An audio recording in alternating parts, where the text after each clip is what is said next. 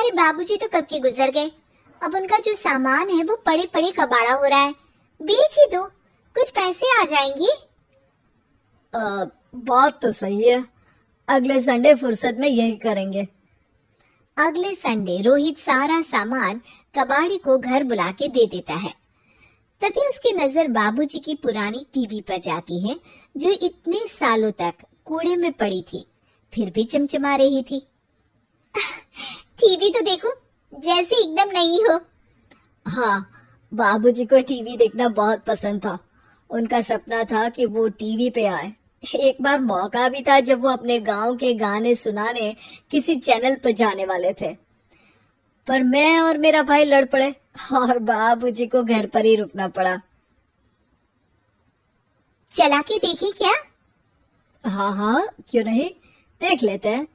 पर शायद ही चले, बाबूजी ने उस लड़ाई के दिन के बाद टीवी देखना ही छोड़ दिया था। टीवी चालू करने के लिए उसमें केबल वायर लगा दिया जाता है। एक न्यूज चैनल चालू हो जाती है। स्वर्ग की सीढ़ी के रास्ते हैं तीन, तीनों के तीन रास्ते हैं संगीन। पहला रास्ता है सांप की बीन, दूसरा रास्ता घर में बिछा कालीन, तीसरा रास्ता कलकत्ता से चीन। ये क्या बकवास खबर है, कुछ अच्छा लगा दो। अरे आप बोलो तो सही, कोई अच्छी खबर सुना देता हूँ। मेरा तो काम ही खबर देना है। अरे बाप रे, टीवी बात कर रही है। हाँ, ये न्यूज वाला मुझसे। हाँ हाँ, आपसे ही तो बात करूंगा ना, आपके घर में हूँ तो। अरे ये सपना है क्या? तुम हमसे बात नहीं कर सकते? अरे सपना नहीं भाई साहब, ये टीवी जादुई टीवी है। बोलो क्या खबर सुननी है, वरना ब्रेक लेने का टाइम आ जाएगा। सुप्रिया घबरा के टीवी बंद कर देती है। वो क्या था? अरे एक बार और चालू करके देखे, फिर से बात करेगा तो चैनल बदल देंगे। सुप्रिया फिर टीवी चालू कर देती है। अरे ऐसा कोई मुंह पे टीवी बंद करके जाता है क्या? मुझे बुरा लगा आपका नेचर। चाय पानी तो पूछो। सुप्रिया टीवी के बटन से चैनल बदल देती है। अब टीवी पर एक फिल्म चल रही है। अरे ये तो सूर्यवंशम है ना? हाँ, और ये ठाकुर को जहर की खीर दे दी और उसको पता भी नहीं है। ए भाई, खीर मत पीना, उसमें जहर है, मत पीना। ठीक है महाशय, जैसा आप कहें।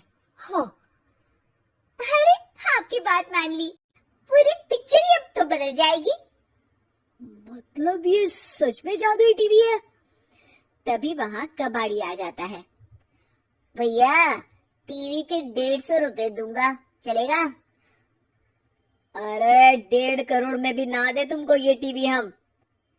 अरे 1.5 करोड़ खरीदने को होते तो तुम्हारे घर में ये पानी चाय नहीं पीता, अंबानी या टाटा के घर बैठा कोल्ड कॉफी पीता।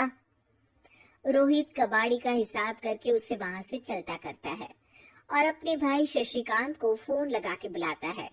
शशि थोड़ी ही देर में वहां पहुंच जाता है। क्या हो गया भैया? अरे बाबूजी का टीवी याद है?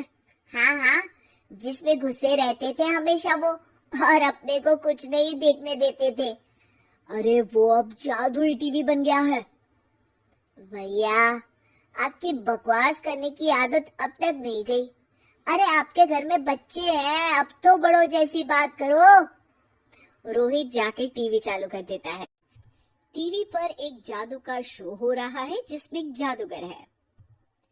अब मैं अपनी टोपी में से कबूतर निकालूंगा। श्रिंग ब्रिंग श्रिंग बम फपा फुफी फुफाओ। टीवी से कबूतर निकलता है और शशिकांत के सर पर आकर बैठ जाता है। भैया, ये क्या हो रहा है? भैया इसे उड़ाओ। ए कबूतर, जा जा, कबूतर चल निकल। अब मैं टोपी में से सांप सुनते ही शशिकांत कांप जाता है और भाग के टीवी बंद कर देता है। भैया सॉरी भैया, मैं समझ गया ये सच में जादुई टीवी है, पर एक बार और ट्राई करते हैं। पर भाभी, कोई दूसरा चैनल लगाओ जिसमें डर ना लगे। सुप्रिया टीवी चला देती है और न्यूज लगा देती है। अरे कितने दिनों बाद मुझे याद आया, बताइए क्या खबर सुनाओ। और ये नया आदमी कौन है? ये मेरा भाई है शशिकांत। ओह यस, वही है ना जिससे तुम लड़ लिए थे किसी बात पे और तुम्हारे बुढ़ाओ पिताजी गुस्सा हो गए थे और टीवी को संन्यास दे दिया था। हैं? तुमको कैसे पता ये सब? इस टीवी में रहने वाले आदमी से लेकर कबूतर तक को तुम्हारे बाबूजी और तुम्हारी बातें पता है, इसलिए तो ये जादुई टीवी है। ये टीवी क्या कर सकती है वैसे? तुम जो मांगो दे सकती है, कहानी बदल सकते हो, खबर बदल सकते हो, कोई चीज मांग सकते हो। अरे भैया, ये टीवी मैं लेके जा रहा हूँ। बाबूजी का लाडला तो मैं ही था ना। अरे ऐसे कैसे? मैं बड़ा बेटा था। अब तक मेरे घर में टीवी थी ना। अब तक कहाँ गए थे पिताजी के लाडले? तुम्हारी गलती का एहसास भी है। अरे भैया ज्यादा ना बोलो वरना भूल गए आपके दांत तोड़ दिए थे मैंने उस लड़ाई में। मेरी बीवी के सामने मेरी बेइज्जती करता है। रुक। दोनों भाई हाथापाई पे उतर जाते हैं। रुक, बताता हूँ तुझे कि कौन बड़ा है। अरे छोटे का दम तो देख लीजिए आप। ये खबर आपके बाबूजी को देता हूँ। तभी टीवी अचानक बंद हो जाता है। अरे शायद टीवी नाराज हो गया। और लड़ लो। आए बड़े खली बनने।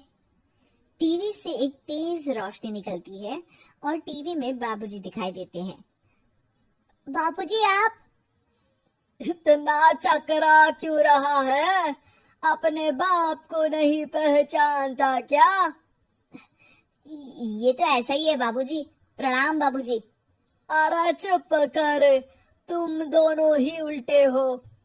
तुम्हारी वजह से मैंने टीवी में आने के सपने को छोड़ दिया, तुम्हारी लड़ाई की वजह से।